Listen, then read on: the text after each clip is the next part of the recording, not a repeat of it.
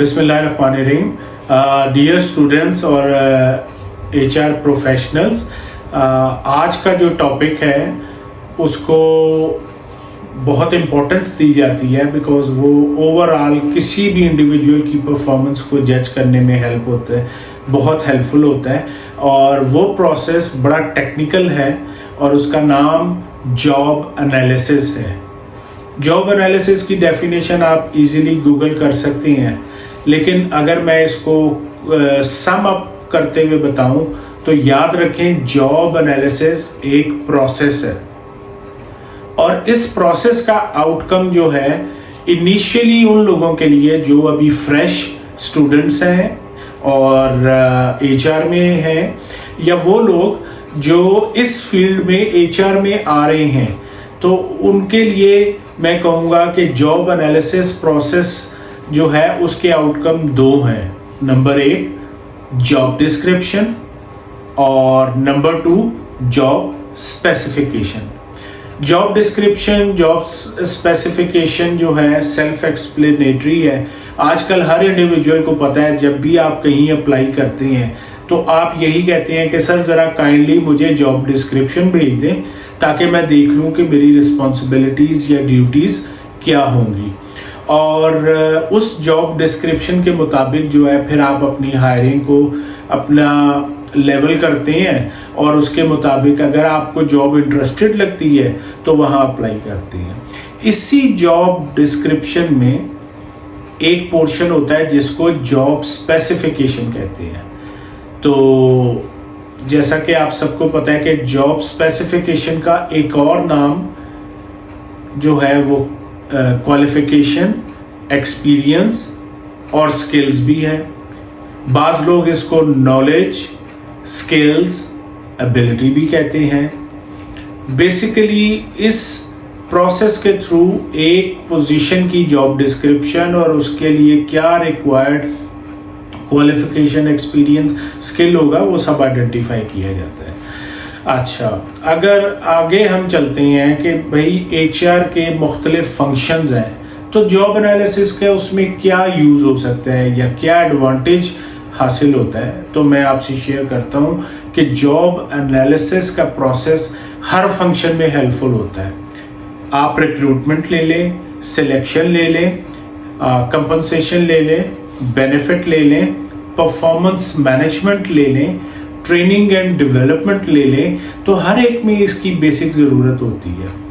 इसी तरह the most important function of job analysis is to identify unassigned duties.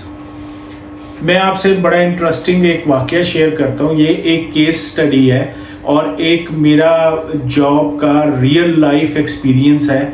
जो मेरे स्टूडेंट हैं मैं उनको ज़रूर बताता हूँ। एक कंपनी में मैं as a head of HR काम कर रहा था, तो वहाँ पे मैंने एक इंजीनियर को रिक्रूट किया। माशाल्लाह ही वाज फ्रॉम जर्मनी। आपको डिफरेंस पता होगा कि अगर आप USA या UK से अगर कोई इंजीनियर लेंगे तो वो थोड़ा सा अ लिटिल बिट एक्सपेंसिव होगा, वेयर एज अगर आप जर्मनी से या हॉलैंड से या शेंजन से जब लेते हैं तो बिकॉज वहाँ पे जो उनकी फ़ीस है वो नॉमिनल सी होती है, तो वो कम सैलरी पे भी आ जाते हैं। एनी हाउ मैंने उसको जज किया, assessment centre, interview, line manager और हेड ऑफ डिपार्टमेंट से इंटरव्यू करके उसको अपॉइंट किया और माशाल्लाह 3 महीने के बाद उसका कंफर्मेशन ड्यू था। तो मैंने उसके हेड ऑफ डिपार्टमेंट को वो डॉक्यूमेंट भेजा। वेरी इंटरेस्टिंगली उसने उस पर लिखा, candidate is not fit for job, terminate him immediately.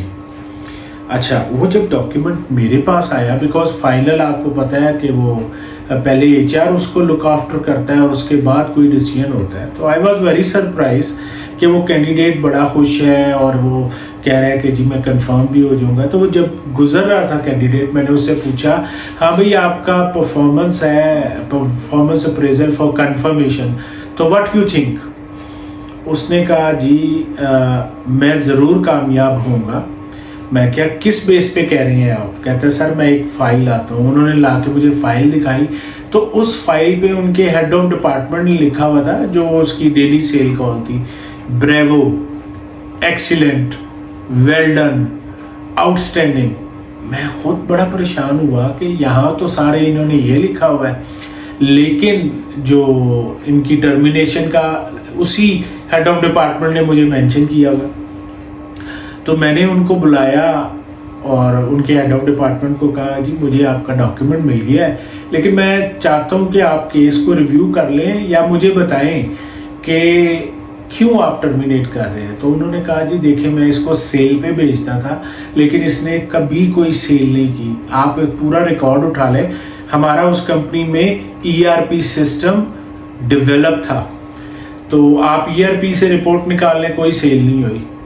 जबकि मैंने जो उसकी रिपोर्ट्स पढ़ी थी उसमें उसी हेड ऑफ डिपार्टमेंट ने उनको कह लीजिए कि रिकवरी पे अपॉइंट किया था या डिप्यूट किया था, और उस इंडिविजुअल ने फैसलाबाद मार्केट से और आउट स्टेशन से ऐसी पेमेंट लाया था जो 2 या 3 साल से आउटस्टैंडिंग हो रही थी कंपनी के अकाउंट में।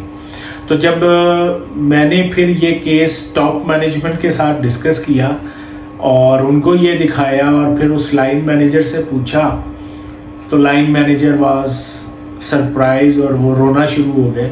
फिर उन्होंने कहा, जी मुझसे गलती हो गई है, ये लड़का इतना शार्प है, इतना इंटेलिजेंट है, इतना आउटस्टैंडिंग है, इतना आउट परफॉर्मर है कि मैंने इसको टफेस्ट तरीन काम दिए और मुझे यकीन था कि ये इनमें फेल हो जाएगा और मुझे इससे जान छूट जाएगी, लेकिन ये उनमें भी कामयाब रहा। एक्चुअली मैं जिस एज फैक्टर में हूँ, मेरा वो हेड ऑफ डिपार्टमेंट 55 प्लस में था, तो मैं रिटायरमेंट के करीब हूँ। मुझे डाउट था कि ये यंग इंजीनियर कहीं मेरी जगह ना ले ले। ये कहने के बाद वो जो हेड ऑफ डिपार्टमेंट था, he was literally weeping like a child. तो हमने फिर उनको ज़ाहिर है ऐसे मौके पे हौसला दिया और अपने जो मेरे टॉप कह लें मैनेजिंग डायरेक्टर थे, उन्होंने फिर कहा कि देखिए हमारे पास ग्रुप ऑफ कंपनी है, तो आप इस कैंडिडेट को किसी और जगह पे ट्रांसफ़र कर दें, और इसके 2-3 साल रह गए हैं हेड ऑफ डिपार्टमेंट के, तो मैं नहीं चाहता कि ये कोई अनईजी अनकंफर्टेबल फील करे। तो कहने का मतलब है कि अगर आप देखें तो इस पूरे केस स्टडी में अनअसाइंड ड्यूटीज थी, बिकॉज सेल का पर्सन जॉब डिस्क्रिप्शन के मुताबिक सेल करता है और उस रिकॉर्ड के मुताबिक he was not fit for the job और उसकी टर्मिनेशन ड्यू थी। लेकिन जब देखा गया कि उस जॉब डिस्क्रिप्शन के मुताबिक तो उसे काम ही नहीं दिया गया, उसको अनअसाइंड ड्यूटीज दी गई और उसमें आके तो जो भी गेम होनी थी 12 HR ने और सब ने उसको कवर कर लिया। तो याद रखें, जॉब एनालिसिस का प्रोसेस आपको हेल्पफुल होता है कि अनअसाइंड ड्यूटीज़ को जो है वो कर लें। इसी तरह जॉब एनालिसिस के डिफरेंट तरीके हैं जिसके लिए काफ़ी टाइम चाहिए है, तो मैं किसी और लेक्चर में बाकी भी आप सबसे ये शेयर करूँगा। और आज तक के लिए इतना ही है। Thank you very much.